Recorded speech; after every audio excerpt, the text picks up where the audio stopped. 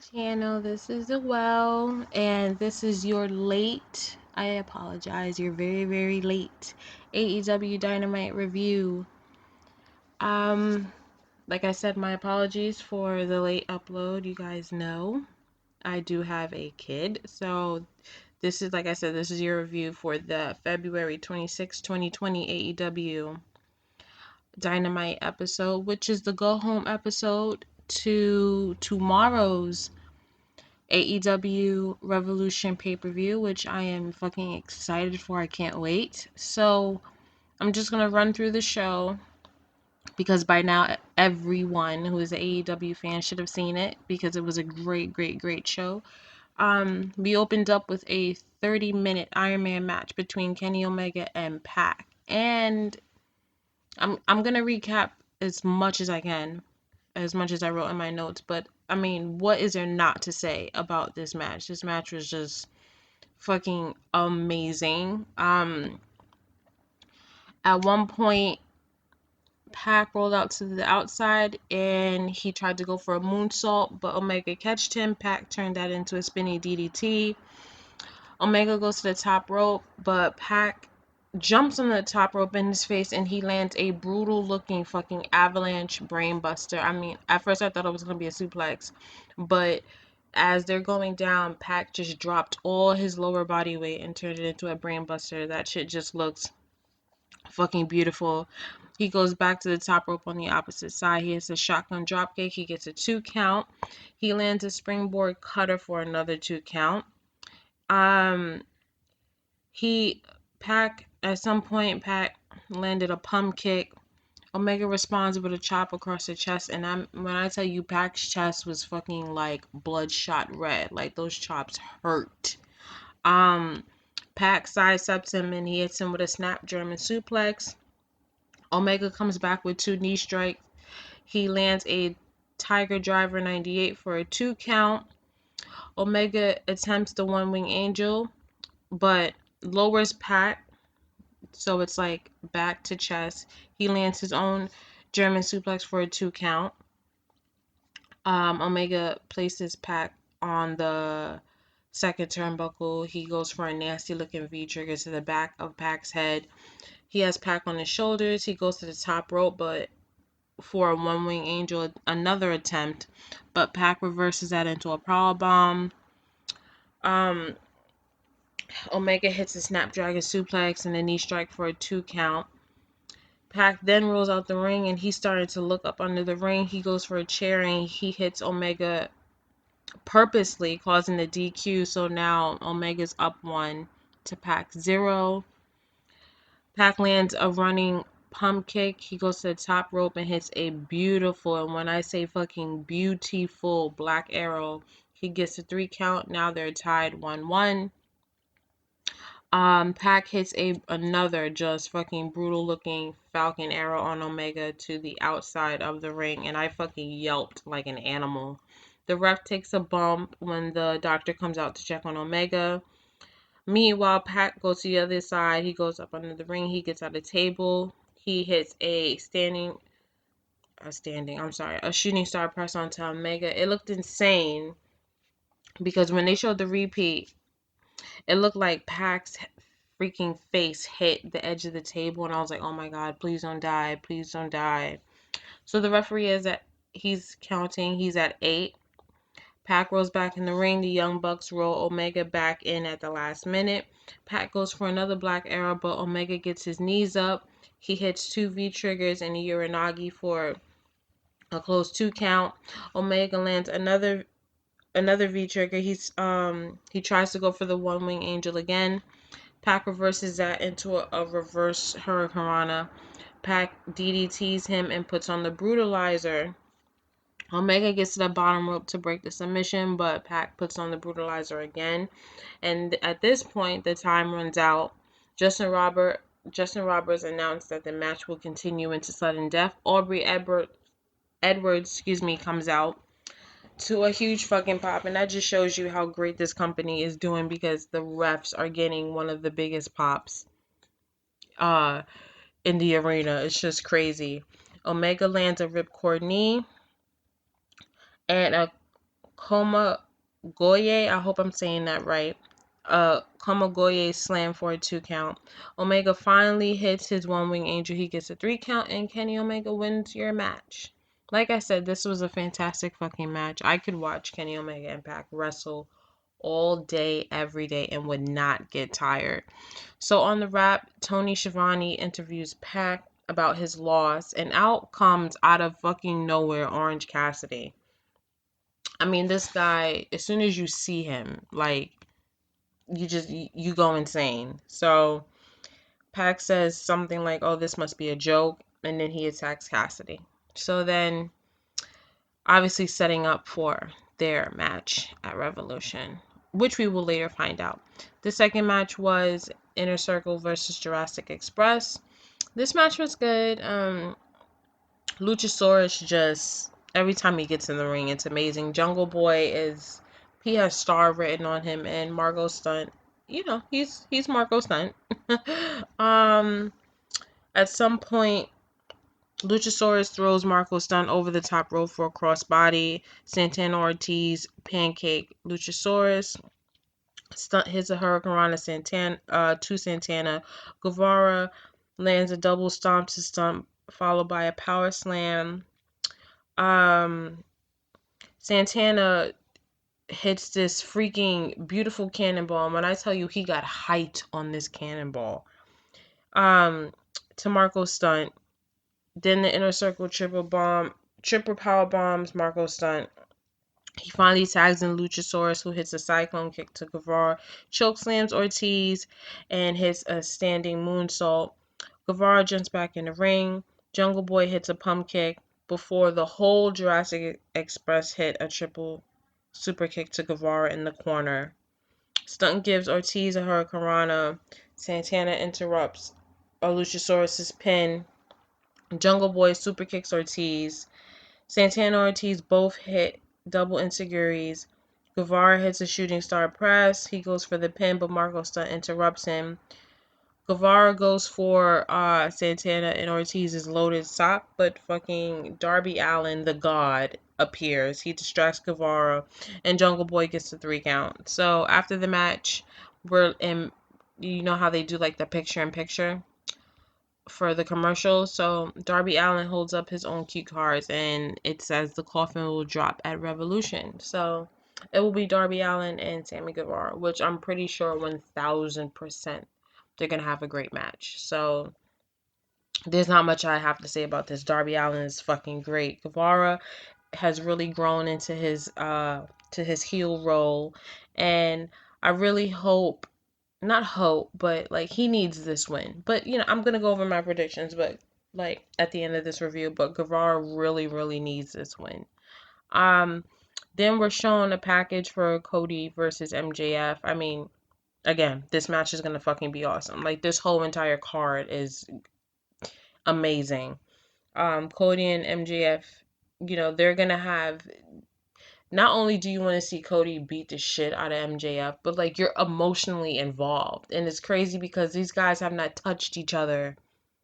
I mean, they won't touch each other until tomorrow, but like that just shows you the power of storytelling. Like, yeah, you can have them come out every week and beat the shit out of each other. You can come out and have MJF cut just the craziest heel promo in the company. You can have all that. You can have Cody and MJF, just winning in squash matches. But like the fact that these guys have never touched and you are still invested from day one till now just completely shows you how simple it is to tell a story with characters that the fans care about. So, I mean, I can't wait. So next we had the Best Friends with Orange Cassidy versus the Butcher Blade and the Bunny. This was a good match. I'm not really into the Butcher and the Blade. I like their gimmick.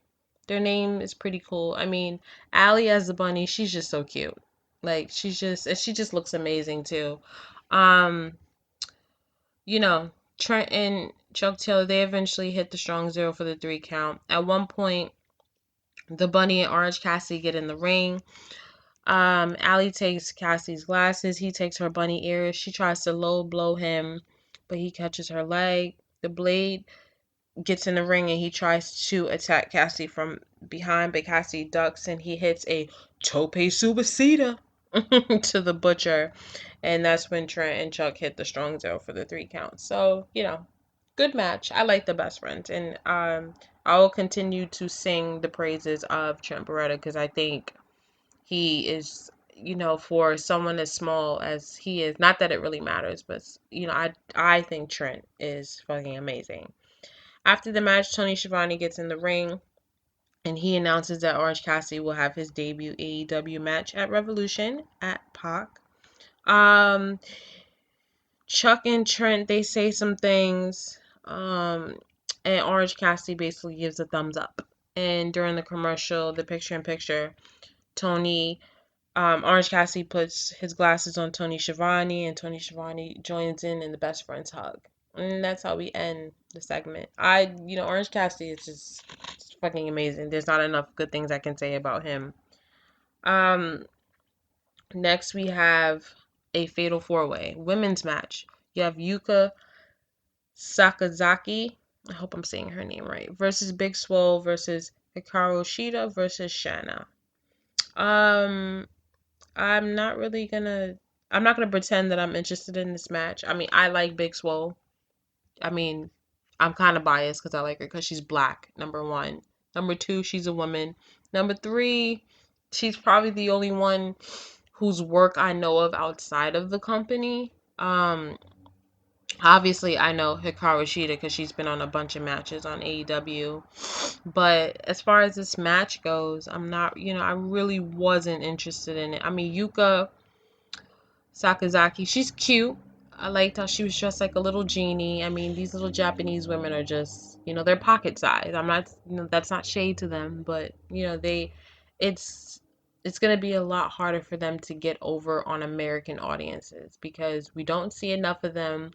I'm pretty sure a lot of them don't speak English well, so it's gonna be harder for them. Not that I'm not rooting for them, but I am, because I am, but you know for everything that AEW does great, I just want them to get their women's division a little bit better. So I was for all of that aside, I'm happy to see some different women featured this week. I just I want to see more. I just want to see more. So Hikaru Shida won this match. And next we had a backstage segment with Kenny Omega, Adam Page, and the Young Bucks with JR, and they were hyping up their tag team championship match for tomorrow. Omega, he puts over the Young Bucks and their history as the Elite. Page was just sitting there the whole time with a drink in his hand, and he just looked fucking toasted. It was awesome. JR at one point asked Page if he was uncomfortable. Matt's like, why did you even have to bring the drink? But that's part of his shtick. Matt goes over their history. He calls Omega and Page his best friends. He said that they will see how competitive the Young Bucks are and that they're taking the championships on Saturday. And at the end they're going to shake hands and they're going to remain best friends. And Paige starts flipping out, saying that he tried to leave the Elite. And Nick says that, you were a jobber in Ring of Honor before we brought you over, on the YouTube channel. We brought you over to AEW and we made you a star. And I'm just like, ouch, Nick. Like, ouch, ouch, ouch. Like, Nick to me always kind of screamed heelish out of the Young Bucks. I feel like, Matt is like a natural little baby face. But Nick just with that burn, I'm like, damn. Like I kinda want to see Paige beat the shit out of him specifically tomorrow. But anyway, Paige says that, his tag team championship is his biggest accomplishment in the company and that the Young Bucks are basically trying to take it away from him. And he gets up and he walks out of the interview. So, I mean, you know, a nice little segment to hype up their match, which I'm pretty sure is going to be awesome because all four of these guys can go. I'm just like in my mind, I'm not really sure if they're going to like pull the trigger on Paige. I think it depends on if they lose the championships, but I think it's time. And like I've said it until I'm blue in the face. I think Omega should go back to his like New Japan roots and just be, this cool, insane heel, with the glasses and the leather jacket. And I know, what works over there might not work over here and vice versa, but I just want Omega to go back to being a heel. The Young Bucks are awesome. And Paige, his heel turn is like literally around the corner. So, you know, let's see, let's just see what Saturday holds. And then we had the weigh-in for the AEW World Championship between Jon Moxley and Chris Jericho. And I wrote in my notes, like, I just love how this match is getting like this big fight presentation. Like, they had the scale, they had the announcer guy. I didn't get his name, so don't kill me. They had the girls, they had the cameras, they had the red carpet. The Inner Circle came out in matching fucking tracksuits. Like, everything Chris Jericho touches turns to gold. So, um, at one point, Chris Jericho takes the mic. He calls the announcer dude like this weird little man. He throws a shot at WCW, which I'm pretty sure felt good for him. Although somebody on Twitter did point out that that guy was gone way before Jericho even appeared on WCW. But it doesn't take any less of a sting out of what he said. Moxley gets on the scale, whatever, he takes off his shoes and his shirt, just biding his time. Jericho starts stalling. I'm pretty sure he grabbed the mic, but I wasn't really I didn't really hear what he said, but I'm pretty sure he said something great as usual. And at this point, I'm like, is he stalling because he's obviously he's Chris Jericho, he can do what he want. But I was like, maybe he's stalling because he doesn't want the fans to really know his weight. I don't know if that's like a real legit scale. It could be rigged for all we know, but um, you could just tell he was stalling. Eventually, Moxley becomes impatient because you could just see him pacing back and forth like a freaking caged animal. He headbutts Jericho, and when I tell you Jericho was fucking bleeding like he had been shot or some shit, like he starts bleeding, a big brawl breaks out. Dustin Rhodes comes out, him and Jake Hager end up in backstage, and you could just fucking hear JR losing his shit on commentary about the Dippin' Dots, and I'm just like, oh my god. Like, this company can put over a fucking broom, and it's awesome. So, Jake Hager, like, slams Dustin's head to the back of the cart, throws him into the wall, gives him a low blow. And then, meanwhile, the Inner Circle's attacking Moxley. Darby Allin comes out to make the save.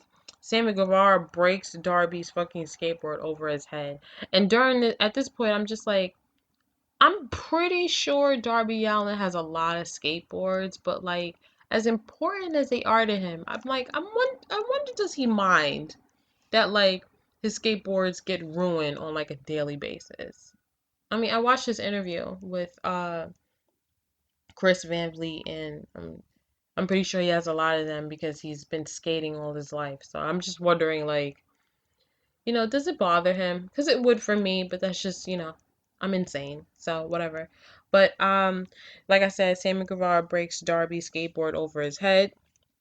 Jericho and Moxley face off. Ortiz low blows Moxley, or I think it was Ortiz because they were like their faces were covered, and Jericho hits the Judas Effect elbow, and then he hits the paradigm shift DDT to Moxley on the scale. So that was a show. It was a great go home show. And I feel like if you weren't already like hype as shit for a Revolution tomorrow, then this show probably made you, if not more. Um, I love the vignettes hyping up all the matches. Orange Cassidy's debut is coming and I can't fucking wait. Cody and MJF. I mean, this, like I said, this fucking card is stacked. So, I'm going to go over my predictions very quickly so I can get up out of here. It is 12 a.m. So, we have Chris Jericho versus Jon Moxley for the AEW World Championship. I'm going with Moxley.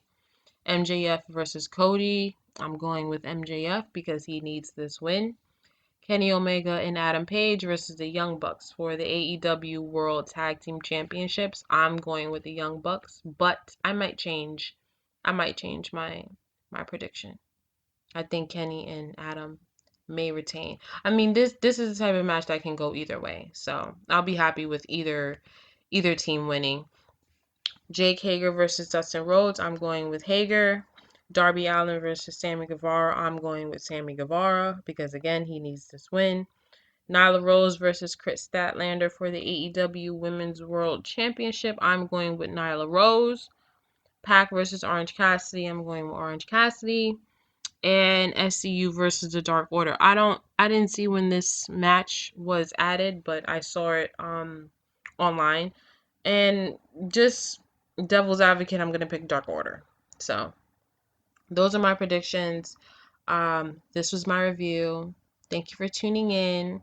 Please subscribe, like, comment, add me on my socials, and I will see you tomorrow for AEW Revolution. I love you guys. Good night.